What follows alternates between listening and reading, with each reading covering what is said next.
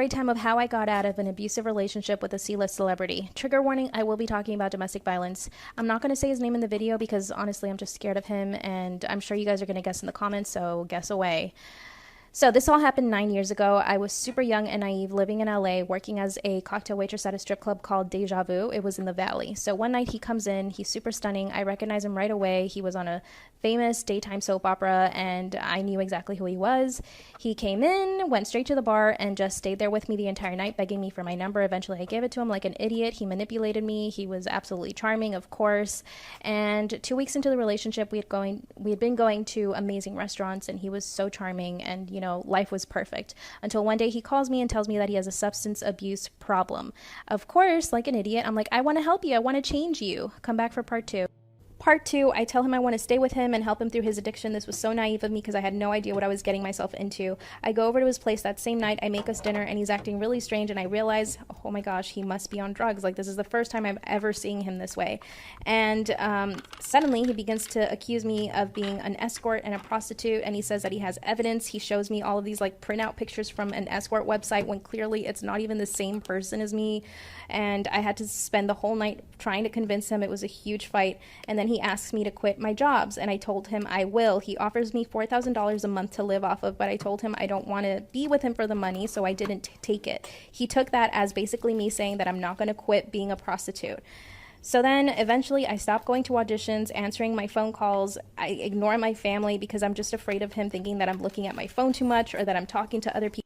Part three, it got so bad that he didn't believe a word I said. I offered to have cameras installed in my apartment so that he could watch everything I was doing because he had accused me of having men over my apartment. And then he asked me to take a polygraph test, but somehow he finds a con man. This con man fakes the polygraph test and tells him that I failed every single question, even the question about my name.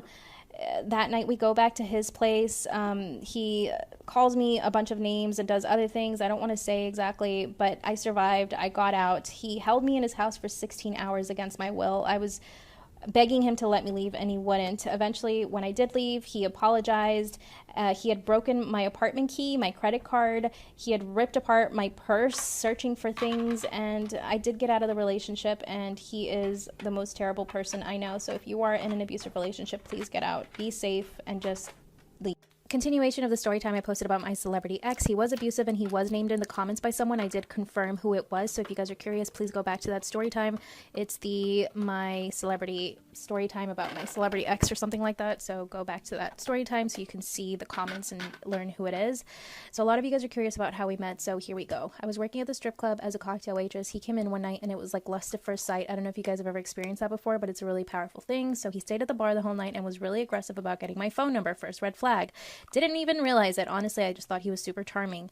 So the very next day, he's already texting me, asking me if I want to go to have breakfast. I kept saying no, and for about a week, he was chasing me, and I swear to God, he loved the chase.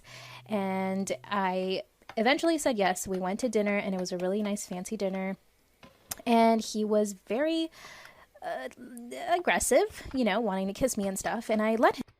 Part two, so the dinner was really romantic, it was really fancy, and he tried to kiss me, and I kind of pulled away, but he was really respectful, and then it just kind of snowballed. We had another date, and it was really nice, and then we had another date, and then on that third date, I went over to his house, and at the time, I was 20 years old. I was like a baby and I was super nervous. I was like, I'm in a strange man's house. Like, what am I doing here? And then he kissed me and it was like magical. It was just the most amazing thing ever. And this man just had this like power over me when it came to stuff like that. He was really romantic and I had never experienced anything like that being so young. So anyway, weeks pass and everything is wonderful. He's an amazing guy. And he even starts talking about marriage, and it's only been about a month into the relationship. 1 month and he's already talking about marriage. So he basically asked me to marry him and I said yes. Part three, so at this point we're really happy. We're talking about marriage. So one day I go to Trader Joe's to buy everything I need for dinner, and he calls me when I'm there and he says, look, I need to tell you something. I have a substance abuse problem, and this is basically, you're out. If you don't want to be in this relationship for that reason, you need to tell me now. And I said to him, absolutely not. I want to help you, because I was so naive. I thought I could actually help him. And I honestly thought he was telling me this because he wanted to change and he wanted to go to rehab, but no, he was only letting me know so that I could know what to expect from then on, because the relationship was never the same after that. Unfortunately, literally That day, he was not the same person anymore. It was the most bizarre thing ever. But from then on, he would put him and I in situations like where we were literally on the verge of getting caught by cops or, you know, traveling somewhere, and he was carrying stuff. He was always accusing me of stuff. He was always accusing me of something, and it took him hitting me to leave. Story time about how I got out of the abusive relationship I was in with my celebrity ex. Yes, he is a celebrity. He's on TV right now, so if you want to know who it is, go to any of my other story times. His name is all over the comments. So after he made me take the lie detector test, which turned out to be a con because he had hired a con artist without him knowing, we didn't speak for about 3 days, but then he started texting me. We were going back and forth, and I knew that in order to end things, I needed to see him in person. Even though he had broken up with me, he was still trying to get back together with me, and I knew I had to end it, otherwise he wouldn't leave me alone. At this point, he had been physically and emotionally abusive with me, but every time it was because he was on some substance, and I knew that if he got off the substances, he would just be a better person. That was just me being naive and thinking that I could help him. Of course, as soon as I get there, he begins to accuse me of having stolen something from his closet, which I couldn't have because I wasn't even with him. He looks through my purse and he gets mad because he doesn't find anything. I knew that he was on something, and I could just tell that he was very aggressive. So I thought to myself, I better leave before he blows up. This is where it gets scary. Come back for part 2.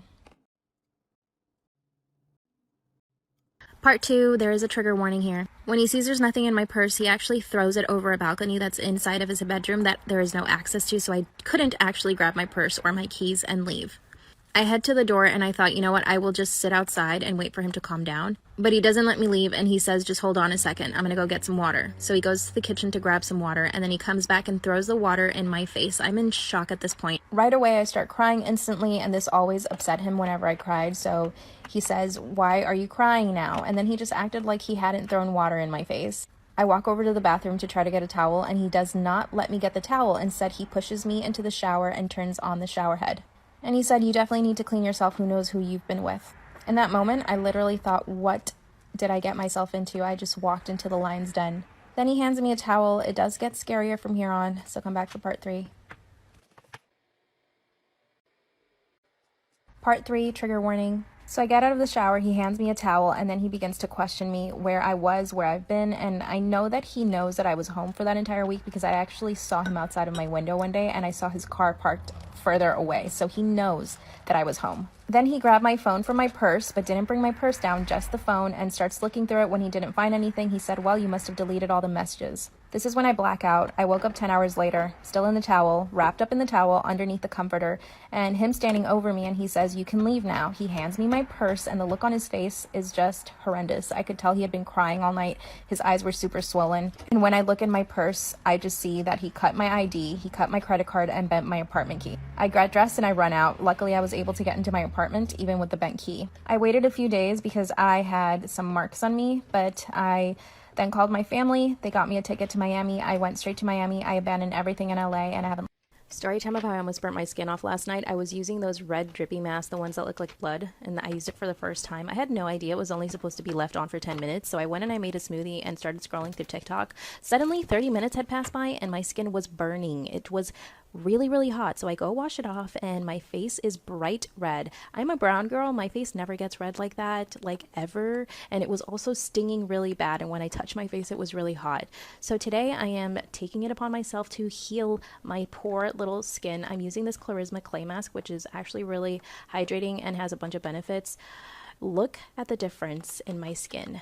Before and after. Oh my god, this is no filter. My skin looks so much better, and it feels a lot more calm and not hot or red at all. I'm also using their daily moisturizer, and I put 2 pumps on now, but I also put 2 pumps on later because I need hydration in my life. I will never be using that mask again, and thank god I use these products.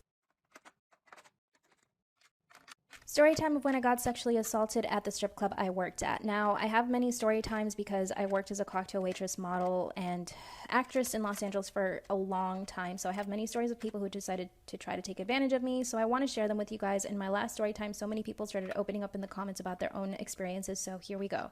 In 2011, I got hired as a cocktail waitress at this strip club called Deja Vu. I lived in Valley Village, and the strip club was in the valley, so it was about a mile away from me. It was the perfect situation. I loved it. It was a fun environment. I got along with everyone. But 2 months in, there was always this man that used to come in with his friends, and he had a dedicated cocktail waitress, so I never got the chance to serve him. But one day she showed up late, so I decided to go serve him myself. And when I went to his table, he was nice, didn't say much, but everyone knew of this guy as a really powerful rich guy. Right away, he gave me $100 and told me to sit down next to him. So I did. I sat down, I took their order, and then So he asked me my name, I tell him, and then he tells me to go get the drinks. But before I leave, he gives me another $100. So at this point, he's given me $200. And I didn't realize that what he was trying to do was groom me. He was preparing me for what was to come. In other words, he had paid me, now he could do whatever he wanted. So I go get the drinks, I come back to the table, and he asked me to sit again. By the way, his friends are still at the table, right there in front of us. And I sit down, he starts asking me a bunch of questions. I feel uncomfortable, so I start getting up to leave. And then he grabs me by the shoulders and sticks his tongue down my throat. And if that wasn't disgusting enough, he grabs my you-know-what down there and starts fondling me. If you've never been handled like this, you guys, it's a extremely shocking experience to be handled like that. Like, for a second, you're just like, what's happening? What do I do? All I did, or all I could do, was push him away. And once I got free of his hold, he looks at me in shock and says, "What are you doing? I paid you." So I literally ran away from the table. I can hear his friends laughing, cackling at me like this was such an entertaining part of their night. And the guy was just yelling at me, asking me to come back to him. I didn't. I ran away. My knees were buckling. I was sweating. And I ran straight to the security guard who usually had my back. I told him what happened, and he's like, "Hey, look, we can't tell this guy to leave because the club is scared of him because he's a drug runner. He's a well-known drug runner." So I ran over to the back room. I happened to come across the server who usually serves him, and I tell her what happened, and she was just like, "Oh, don't worry, he's just like that, and he usually gives me $2,000 a night. You should have stayed." I was in shock, like complete shock. I went home. I cried for frickin' days. I didn't go back to the club, and when I finally did, 2 weeks later, I met my abusive ex. Here's a story time about when my coworker pulled out a knife on me. It sounds so dramatic, but it's true. Back in 2010, I got hired as a waitress at a hookah lounge in Glendale, California. I was trained by the lead server. I'm gonna call her Leslie.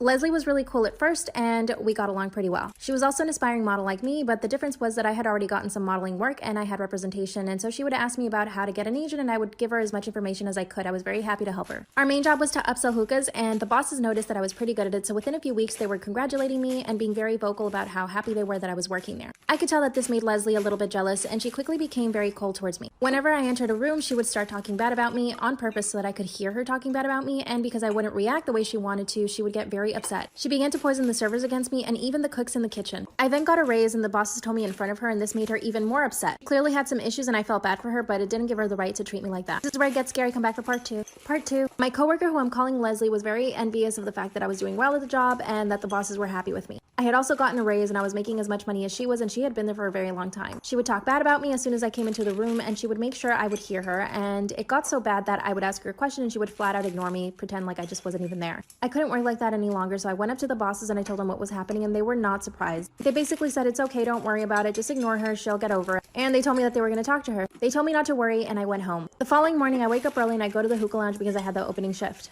As soon as I pull up to the hookah lounge, I see her car parked, and it was the only one there, which told me I was going to be by myself with her. I walk in and I see that she's sitting at a table with one of the other guy servers who's completely in love with her and will do anything she wants. They see me come in and they start walking very fast towards me. She starts yelling that I have cellulite, that I have back knee, that I'm too short, that I'll never make it as an actress. Come back for part 3, it gets scary. Part 3. My coworker Leslie is yelling at me, telling me I have cellulite, I have back knee, that I'm short, that I'll never make it as an actress or a model, and the guy that's standing right next to her is our coworker, and he's totally in love with her and will do anything she wants. He chimes in every now and then and starts calling me a bitch and other names. She's also doing the same. Every time I would try to say something, they would both interrupt me, and she would just yell louder and louder. I didn't know what to do, so I started walking backwards toward my car. The other coworker, I'll call him Mark. Mark had something in his hand and I couldn't really tell what it was. Then he pulls up his hand and I see that he has a pocket knife. I was ready to poo my pants, you guys. She starts laughing at me because she can tell that I'm really scared, and he's just laughing as well. She called me a rat because I told the bosses about what she did. She said that this needed to be fixed between her and I, no one else. I got mad and I said, "Well then why do you have Mark here with a knife?" I told her we could just talk about things, and I asked him to leave and he said no. I tried talking some sense into them, but they just were not listening to me whatsoever. They were just so angry. Come back for part 4.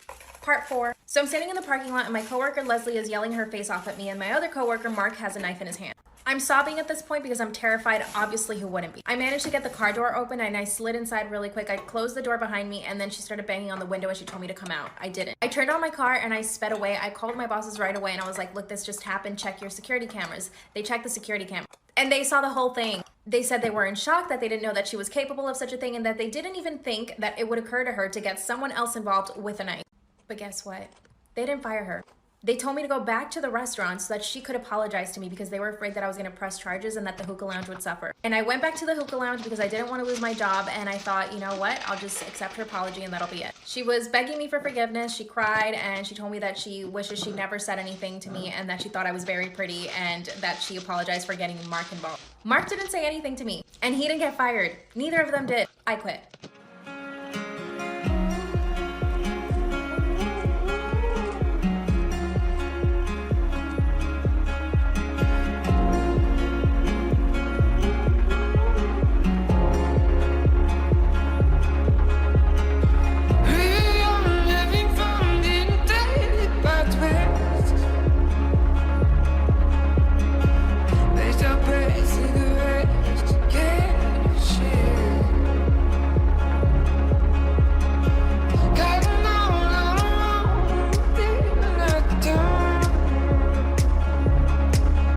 Toxic best friend story time. My best friend's name was Jessica, and she was from Pennsylvania, and she was from a broken home. And when she met my mom, she absolutely loved my mom, and we became fast friends really quick.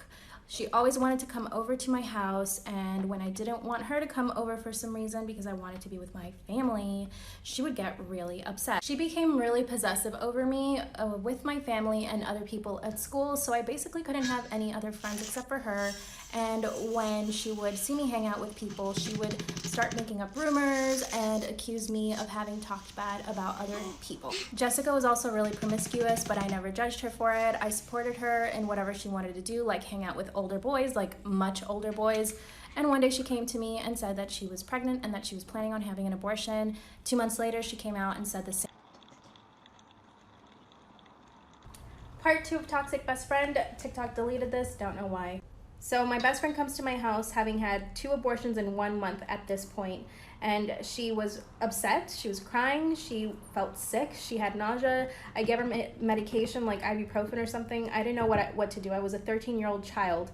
And then she told me that she was in love with me and that she didn't know what she would do if I didn't love her the same way back. At this point, my hands were shaking, my knees were shaking. I didn't know how to help her. The thought of her being sick at my house and her family not knowing was making me feel horrible. The fact that I hadn't told my mom at that point made me feel horrible. So I went and I told my mom. She called her family right away, and they came to pick her up. They took her to the hospital right away. My mom and I were checking on her every single day during the time that she was in the hospital, calling, finding out how she was. The next week, okay, so people were judging me in the last video because I snitched, but I was 13, you guys. What would you do if you were 13 and your friend was sick in your house? Toxic best friend story time, part 3. So this week at school was horrible. I show up and there are so many things written on my locker. Nobody knew. The principal had it all cleaned up. The guys were boys were being really aggressive with me, writing me letters, threatening letters. One boy tried to push me up against the wall and tried to kiss me. I didn't let him, but that was that first time that had happened. And I had already been bullied a lot at this point, so I wasn't too surprised, but I was like, why would she be doing this after telling me that she loved me? Right. It also didn't help that the principal made it a point to come to my class and interrogate everyone about the locker situation. No one spoke, but it made me even more of a target. I was already so bullied at this point. I was dying. And I never really saw her after that. Her parents flew her back to Pennsylvania because this all happened in Nicaragua. All I know is that she's a stripper now, and she still tries to contact me on Instagram, and my brother's on social media. They don't pay attention to her, and I know that she's had trouble with. Someone left this comment on the last part of the toxic best friend story, part number 3, which is totally fine. I get you. I'm going to clarify. At the time, I was 13 years old, and when my best friend came to my house after she had an abortion to try to recuperate, I realized how physically bad she was. She was in so much pain. She was crying all the time, and she basically told me that she was in love with me, and that if I didn't love her back the way she loved me, then she didn't know what she was going to do. Of course, I went and told my mom. Whether you think that's snitching or not, it's beyond me. I did not know what to do. I gave her medicine, and her aunt came to pick her up after I told my mom, and they put her in a 72-hour hold in a psychiatric hospital, which is why her retaliation in school the following week was so severe. She got boys to try to physically sexually assault me, threaten me, call me at all hours of the night. So yeah, I did tell my mom. As a 13-year-old girl, the responsible thing to do was tell my mom. Story time of when my best friend set me up to get sexually assaulted. I was 13 at the time, and I didn't have many friends in this school because I was bullied a lot because I was a model and I came out on the local newspaper and in magazines and stuff like that. I also was really afraid of people not liking me, so I never stood up for myself.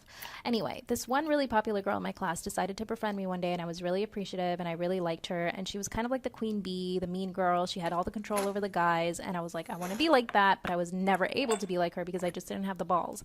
Anyway, so at this point, we were like friends for about 2 months. I would go over her house, she would come over to mine, but she was never really like a best friend. She was like a friend to my face, but then like I would find out she was talking bad about me. So anyway, she invited me to her house one day, and I show up and there's all these like older strange boys that I don't know about. Come back for part two.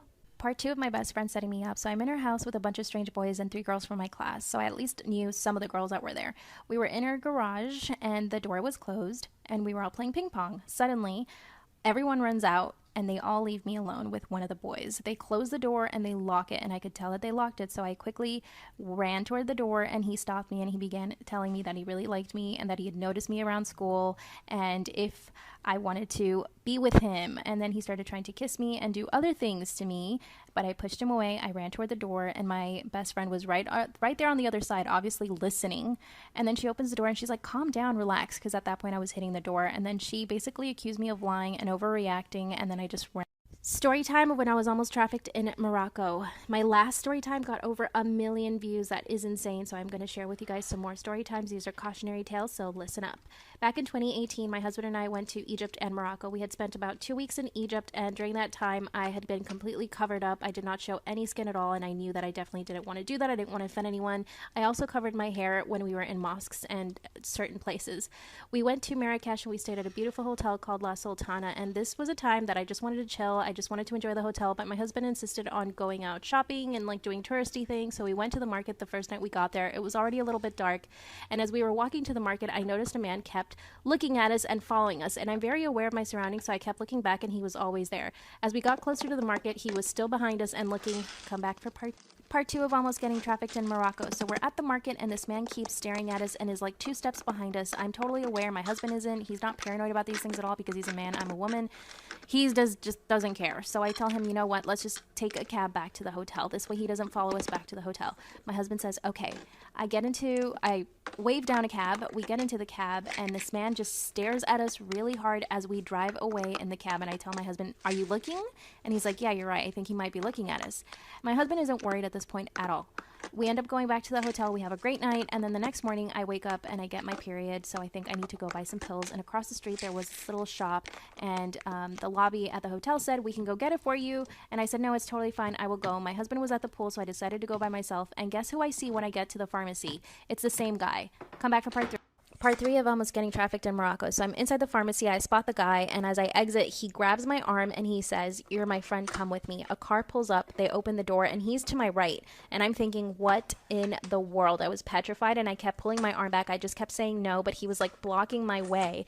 Then I turn to my left, and I hear someone yell something, like in a different language. And I say to myself, this is either someone trying to help me or trying to get me into the car. So I pushed past that person, and then I feel someone yank the hair out of my scalp. Like I'm running and like they were clearly trying to hold me back by my hair, and I run past by them. I go to the hotel. I tell a receptionist, and she explains to me that at that time there was people disappearing, tourists, and they thought it could be linked to human trafficking, and for me not to go outside by myself after that. Of course I didn't. I was super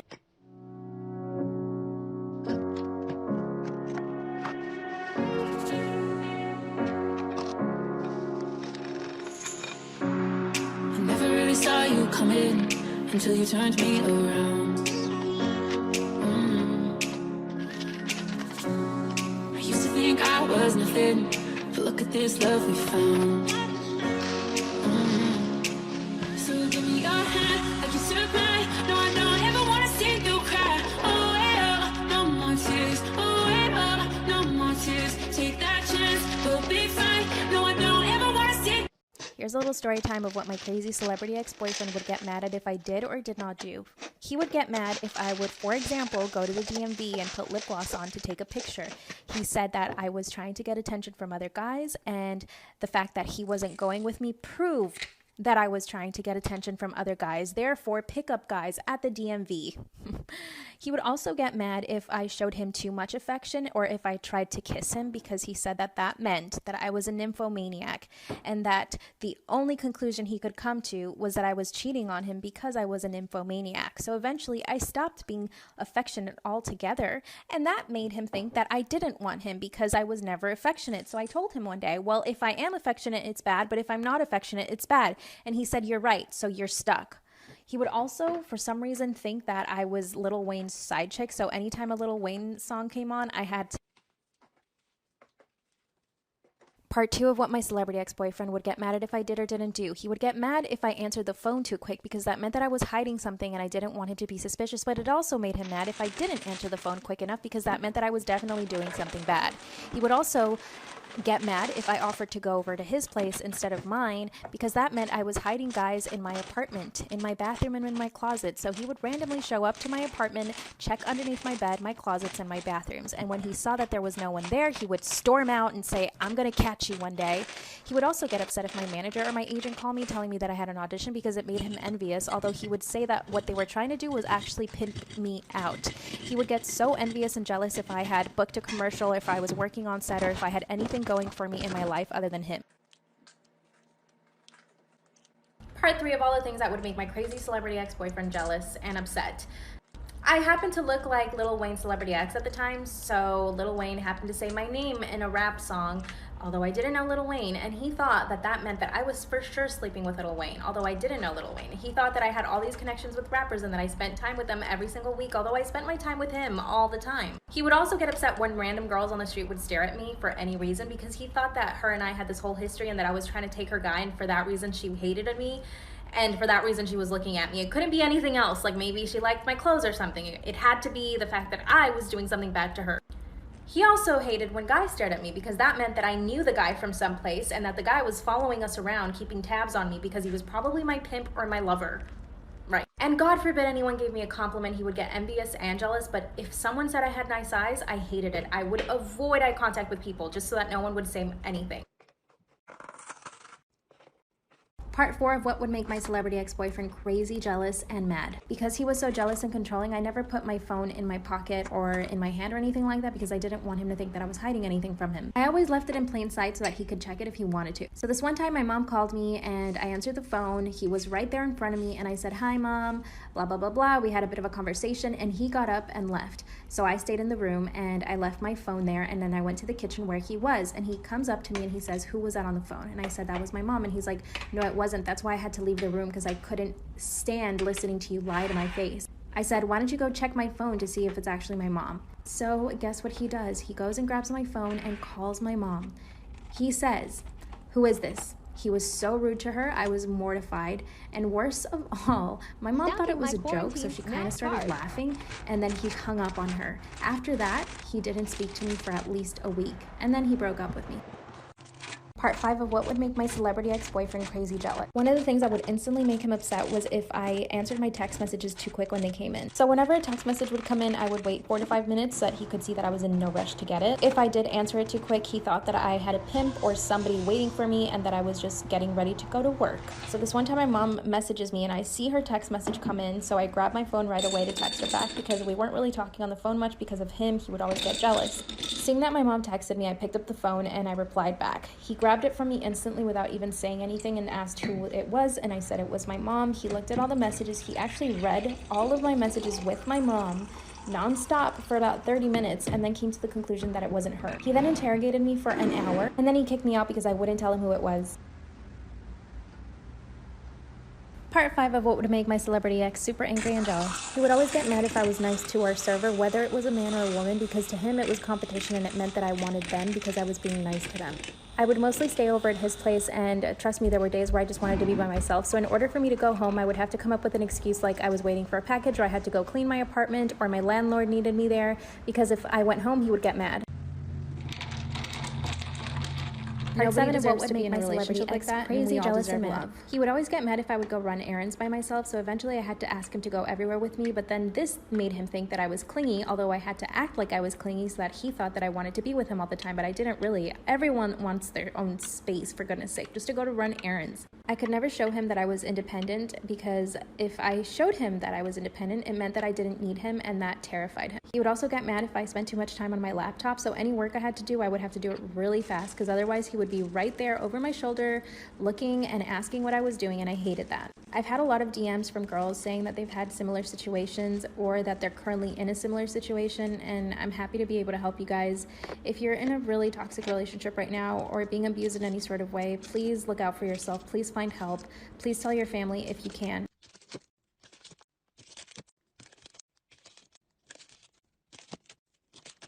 Here's a story time of when my crazy ex made me take a polygraph test. A little backstory, we had been together for 4 months at this point. 2 months into the relationship, he started acting strange. Before that, he was absolutely completely loving and normal. So since those 2 months were perfect, we had fallen in love and we had been talking about marriage and so many other plans. But then he started acting strange. He called me and told me he had a substance abuse problem, and nothing was the same after that. So at the 4-month mark of the relationship, he had started accusing me of being an escort and being with other guys, even though I spent all of my time with him, and I even offered to install cameras into my apartment, which he did not want to. So one day that he was mad at me, I knew that he was on something. I couldn't tell exactly what, but he came up to me and asked me if I would take a polygraph test, and I said absolutely. Little did I know that the polygrapher he hired was actually a con artist, so when we show up to this man's office to take the polygraph test, it was part 2 of the polygraph test. I sit down in the chair and the polygrapher actually starts making comments about my eyes and my dress. Obviously, I was really uncomfortable. I look over at my boyfriend and he could tell that I was very uncomfortable, but he just kept the conversation going with the guy like nothing wrong was happening. In fact, he was holding my hand and making comments about how beautiful I was. Super odd behavior. Finally, the test is over and he reveals that I failed every single question, even the one about my name, where I live, and where I'm from, which is absolutely impossible. My boyfriend starts to sob instantly, and I pull out my phone and I begin to Google the guy. Lo and behold, I find 10 articles about how he's a con artist. I show it to him and then to my boyfriend, and he kicks us out of his office. He's still sobbing at this point. We drive back to his house and he's beside himself. He says, I don't know what to believe. And I said, well, you can believe the articles or you can believe me. This guy was obviously a con artist. I break up with him and I go back to my apartment. A week later, he comes looking for me and he is crying, and I took him back, unfortunately.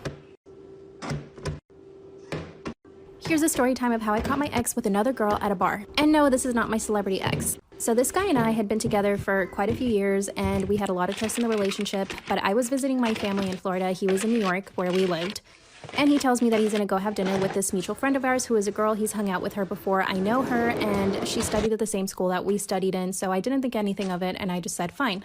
He said they were going to have dinner, so about 8 hours passed, and I realized I hadn't heard from him in those 8 hours, so I text him and I'm like, hey, what are you doing? Are you home? So he says, yes, I'm actually home now, and I tell him, so what were you guys doing for 8 hours? And he says, we had dinner, we were talking a lot, and blah, blah, blah, blah. And I just want to say I wasn't jealous at all in the relationship. We had a lot of trust, so we never checked each other's locations, but this time my instinct told me different, so of course I went and I checked his location. He must have forgotten that we had our locations turned on, so guess what?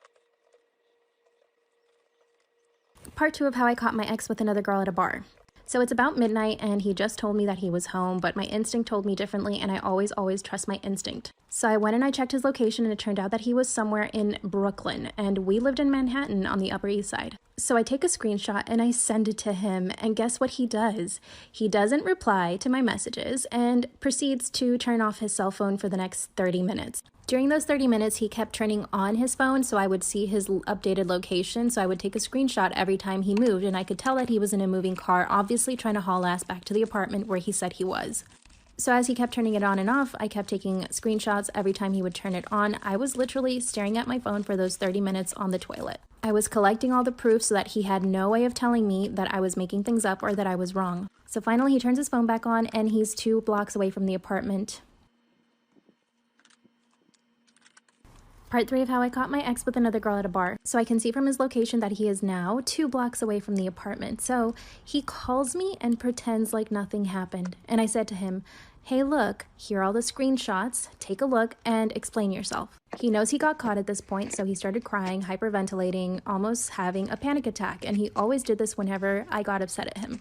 I decided to grill him anyway. He begins to explain that he was having dinner with her, and they then decided to go to a bar because they were having such a great time, and that he didn't want to tell me that he was at a bar because he thought that I would get suspicious. And I said, well, why would you do that instead of just telling me the truth when that would not have upset me? What upsets me is that I caught you lying to me and that you're at a bar in Brooklyn with some other girl. I definitely lost my trust, and I told him to send me a statement of the bar, a bank statement, anything that proved that he was at this bar at that time, which he didn't. Of course, yeah, we're no longer together. Yeah. Story time about how I found out I had a stalker. This gets really scary, so let's start. I was living by myself in 2016 in Los Angeles. I was working a lot in commercials and modeling and doing a bunch of stuff, and I had my own little studio apartment on Melrose Avenue. It was super cute, and I loved it. I felt very safe. 2 months into the lease, I booked some acting work, so I had to be on set for 3 days in a row, and I stayed in a hotel while I was on set, so I actually didn't get to go home. When I finally got home, I noticed that my fridge had moved about 2 feet to the right, which is very noticeable because that's a large space to cover, and I noticed that my fridge was just in a different place. So I called the landlord and asked her if they had to come into my apartment for some reason, and she said no. I didn't want to freak out, so I just tried to ignore it, and I thought, no one's coming into my apartment, that would be insane. For the next couple of days, I kept trying to justify how my fridge would move. I even thought that my apartment was probably being haunted by a ghost, until one day after an audition, I come home and I find that my... Part 2, stalker story time. So I come home and I notice that my fridge has moved again, and I know this because I put it back and it was moved another 2 tiles, which is about 2 feet. So I quickly call the landlord and I say to her, can you please check any cameras if you guys have any? And lo and behold, she said, yes, we do have security cameras. Let's check right now. Come over to my place. So I run over to her apartment. She starts pulling up footage from that same day, but it's taking very long, and I ask her to actually check footage from the past few weeks so that I can see if anyone had been in my apartment the first time. So she pulls up the camera pointing to my hallway, but unfortunately the quality was so blurry and my door was just outside of the scope of the lens. Either way, I could still get kind of a glimpse. So she fast forwards through a few hours, and finally I see a shadow. I tell her to stop and rewind and slow it down. And what I see literally made me poo my pants. Someone in a green shirt was right outside of my door, and you could barely see their shoulder. Part 3, stalker story time. At the corner of the screen, I see there's a green shirt, and it's like the shoulder of someone, and it seems like they just disappeared into the door. Of course, I instantly started to freak out. Can you guys imagine seeing that? I was hyperventilating. I started to cry, and she was trying to calm me down. Just to be safe, she called the owner of the building and asked if they had sent a repairman. They said no. Of course, I called the police. They said if there was no immediate physical danger, they couldn't come. So they didn't. Of course, I installed cameras. I had an app so that I could check everything remotely whenever I was out of my apartment, and I never saw anything. After that, I would put the coffee table and a dresser in front of the door so that I could make sure nobody would come in while I was sleeping. I was very paranoid the whole time. I would cry every single day. To this day, I still don't know who it was. I don't know if they took anything. I don't know if they put anything in. I think after that time, they did not come back in, but obviously I did move out a month later. It was very scary. I started taking kickboxing, and I still take it to this day. I think self-defense is super important, especially if you live by yourself. A story time about when I got sexually harassed by a famous showrunner in Hollywood. I find it extremely important to share these story times because I want to avoid this from happening to anyone else, and of course I just want to get the story out there so that people can become more educated and aware. I think it's atrocious what's happening in Hollywood, and I just want to do my part. Please like and share this. I want as many people as possible to see this, and I think it's finally time for me to speak up. It was 2016. I was living by myself in Los Angeles, and I was lucky enough to work as an actress. One day I was walking down Melrose Avenue, and I heard a man's voice yell out, "Hey, hey," right behind me, and I turn around, and right beside me is this strange man, and he says, "Hey, are you an actress or a model?" I replied saying, "Yes, why?" He said, "I'd like to have a photo shoot with you." He pulled out his phone and Googled his name because he really wanted me to see how important he was in Hollywood. He insisted about 10 times that I give him my phone number, and because I just didn't have a good feeling about him, I gave him my email address instead. For the next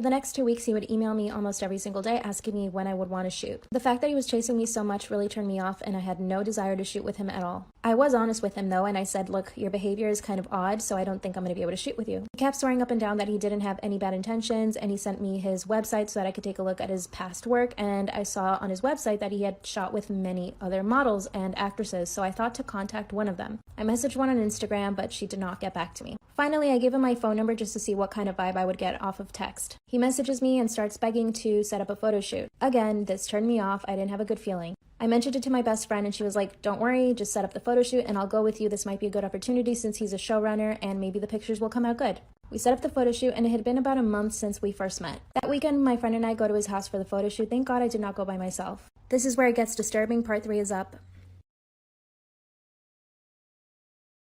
3. We show up to his beautiful house with 2 Teslas in the driveway. He tells my friend to go to his office because she brought her laptop so she could do some work. We go to the backyard and we start taking some pictures. We started with headshots, nothing crazy. We shot for a total of 1 minute before he started asking me weird questions. Do you have a boyfriend? Are you married? Do you live by yourself? I answered these questions thinking it was weird, but I just said, it's okay, relax. Then he asked if I masturbated and if I fucked people. I told him to stop taking pictures and he said, why are you overreacting? What's the matter with you? I was just trying to get to know you. This is what I do with my models. Of course, he was trying to put it on me like I was the weird one. I went to my best friend and I said, we're leaving right now, and she said, what happened? Tell me now. I told her everything he had just asked me and she said, yeah, let's go. I asked him for the SD card, but he said it was his private property and I couldn't touch it. On the way back to my apartment, I felt violated. I was crying and hyperventilating. My best friend was there with me the whole time. I appreciate her so much. I call my manager and I tell him what happened and he said, well, we can't do anything against this guy. You don't want to get blacklisted. Story time of when I unknowingly hung out with a famous actress's boyfriend. This was back in 2011. I was working at a strip club as a cocktail waitress. I had just broken up with my fiance of a year and a half, and I was definitely ready to start seeing some people and maybe just date. And before you say what I know you're thinking, it is a bad idea to meet guys at a strip club. Don't do it. So this guy comes in with his friends. I had no idea who he was. I'd never seen his face before. I served his table the whole night, and the whole night he just wanted to talk to me. He didn't get any dances from any of the other girls, so we proceeded to talk about acting because he was also an actor. We talked about life, music, and food, blah, blah, blah, blah. He was just so charming. He knew exactly what to say, and I was totally falling for it. Eventually, he asked me for my phone number. I gave it to him. It didn't even occur to me to ask him if he was single or not. I assumed if he was giving me his phone number, he was probably single. As soon as he leaves, he texts me and asks me if I wanted to go to a party he's hosting the following night. I said yes. So the following night, I show up at his house, and I only find him and one other guy. He said everyone else went to get drinks. It definitely scared me that I was alone with him and one other guy that I didn't know, so come back for part 2 and 3. Part 2. So because I'm with this guy at his house and I realize that I'm by myself with him and his friend and I don't know them, I get a little bit nervous and I sit down at the table and I just don't speak for a few minutes. Then I started thinking, should I just go home because this is kind of weird? I don't want to be hanging out with 2 dudes that I don't even know. By the way, this was taking place in the backyard. I hadn't been inside the house. Finally, a few minutes later, a group of friends show up and there were girls in the group, so I was like, okay, I can relax now. They went inside the house to make drinks, so he asked me if I wanted to get in the jacuzzi. I said no because I don't have a swimsuit. Then he goes inside the house, brings back a swimsuit, and he's like, don't worry, we have plenty. And by we, I thought he meant him and his friend. Stupid of me, I know, right? Then he puts his hand on my knee and tells his friend to leave to go get his drinks. His friend very obediently leaves, and I was just like, okay, that's weird. As soon as we're by ourselves, he starts trying to kiss me, and he said, hurry up, we only have a few minutes. And then I said, can you slow down? And he said, no, hurry up, we only have a few minutes. And I was like, what are you talking about? And he's like, my friend's gonna come back soon. Obviously, it was really weird. I was really uncomfortable, and I had to keep pushing his hand off of me, which was really annoying. So I said to him, I have to go to the bathroom, come back for part 3. Part 3. So I'm by myself with this guy in the jacuzzi and he keeps trying to come on to me and I keep telling him no. Because he was trying to kiss me and I kept trying to push his hand away, I said I have to go to the bathroom. His friend finally comes out like 2 seconds later, which felt like an eternity to me. So he comes into the jacuzzi and this other guy just plays it off and pretends like he wasn't just trying to kiss me, which I just found so weird. So I grab a towel and I go inside the house looking for the bathroom. And as I'm walking through the house looking for the bathroom, I just see pictures of him with this other girl, this other famous actress, and I'm just like, wait a second. He's kissing her in the pictures. Oh, they're on the red carpet in this picture. Oh, this is her boyfriend. And I realize I'm standing in the house of this very famous actress with her boyfriend who's trying to hook up with me. Obviously, I left. He begged me not to leave and he kept texting me. Years later, that actress came out and said that he was abusive and that he tried to choke her, and I totally get that sense from him because he was so aggressive with me too. She even had to get a restraining order from him, but now she's engaged to someone else. And no, I never was able to get in contact with her to tell her what happened. Here's a story time about when I broke off my 1.5-year engagement with my ex-fiance. We met on a movie set. He was playing my boyfriend, and within a week, we were already calling each other boyfriend and girlfriend. 2 months into the relationship, he convinced me to move to LA with him because we both wanted to pursue acting seriously, and he was an established model already. He had worked in Tokyo and Paris as a model. Of course, I was so in love. I said yes, and I left my family, which was really heartbreaking for them. I will totally always regret that decision because I left way too soon. I was so young. We struggled for money in LA, but I decided to get a serving job, so I was making more money than he was because he was working at a movie theater making $8 an hour. Because of this, I had to pay for a lot of the bills, and I even started helping him pay off his school loans. We also shared a banking account, which was terrible because I was putting in way more money than he was. I hated the apartment we lived in because I would wake up with roaches in my hair, so I decided to get a second serving job. When I asked him to get a second job as well, he said no because he was very happy at his job. Part 2 is up. Part 2. So I asked my fiance if he could get a second job to help me out with the bills, and he said no. I would tell my mom and sisters about the situation, and they would tell me that he should definitely be helping me out more, and I just would make up excuses for him, and I just thought it's okay, he can work at the movie theater, and I will work my 2 jobs. At this point, I was paying for most of the rent, most of the bills, and his student school loans. Owed $20,000, you guys, and I was paying for all of that. I even got a 3rd job because I wanted to save up to move out of that crappy apartment. Finally, I got hired at the strip club as a cocktail waitress, and I was able to quit all of my other jobs. My ex-fiance was definitely happy with the amount of money I was making at the strip club. Of course, he felt absolutely no pressure to get a new job and help me out. I finally put my foot down and told him we were moving to a better apartment because I was not happy in the apartment we were in. I told him he had no right to say no because I was the one paying for everything. We found the perfect apartment and I loved it. It was absolutely beautiful and I felt so at home there. Then one night I was sexually assaulted at the strip club. Of course, I was really affected by it. At first he was supportive, but after a few days he basically told me to get over it. Part 3. When he told me to just get over the sexual assault that I experienced at the strip club, I was shocked. I couldn't believe that the man I was about to marry would be so insensitive. And then I just started realizing, wait, I am paying for everything. I pay for your bills, I pay for your rent, I pay for your student loans, and you're here telling me to just get over this sexual assault. It was like someone had put a mirror to my face and was showing me the truth. The final straw was when I told him I wanted to quit the strip club because I didn't want to be in that environment and I didn't want to see the man that had sexually assaulted me again. He said, absolutely not, you can't quit, the money is too good. And that's when I broke up with him. I told him that I couldn't be with someone who didn't care enough about me and only really cared about the money and to be kept. He was so comfortable with me paying for everything and him just chilling at a job where he got paid $8 an hour while I was busting my butt every single night. He told me I would never find anyone better than him. The breakup was amicable, thank God. He didn't stress me out or anything. He kind of said, you'll be back. Of course, I never went back. Know your worth and be with someone who actually cares.